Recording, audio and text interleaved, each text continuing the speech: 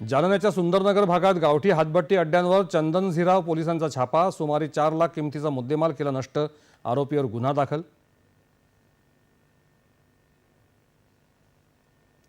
Mahad MIDC मधल्या asterisk life कंपनीत झालेल्या स्फोटात 9 कामगार जखमी। पोलिसांना चुकीची माहिती दिल्याप्रकरणी कंपनी प्रशासनाविरोधात MIDC पोलिसांचा गुन्हा दाखल। शिर्डीच्या साईबाबा मूर्तीचं संवर्धन करण्यासाठी आणि झीज रोखण्यासाठी मुंबईच्या छत्रपती शिवाजी महाराज वास्तू संग्रहालयाच्या तज्ञांनी साई मूर्तीची केली 2.5 तास पाहणी। अहिल्यानगर जिल्ह्यातल्या 2,35,000 शेतकऱ्यांनी उतरवला प्रधानमंत्री पीक विमा। जिल्ह्यातून 5,30,490 पीक विमा अर्ज झाले प्राप्त।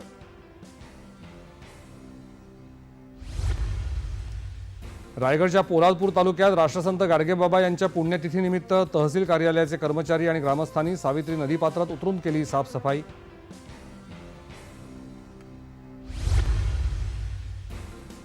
संत गाडगेबाबा यांची 68वी पुण्यतिथी अमरावती इथे संत गाडगेबाबा मंदिर ट्रस्टच्या वतीनं कीर्तन प्रवचन तसंच विविध उपक्रमांनी होते साजरी।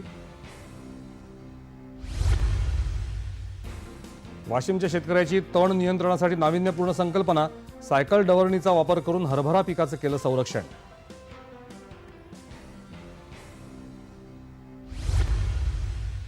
परभणी जिल्ह्यात अतिथंडी आणि धुक्यामुळे बुरशीजन्य करपा रोग येत असल्यानं हळद उत्पादनावर परिणाम होऊन घट होण्याची शक्यता।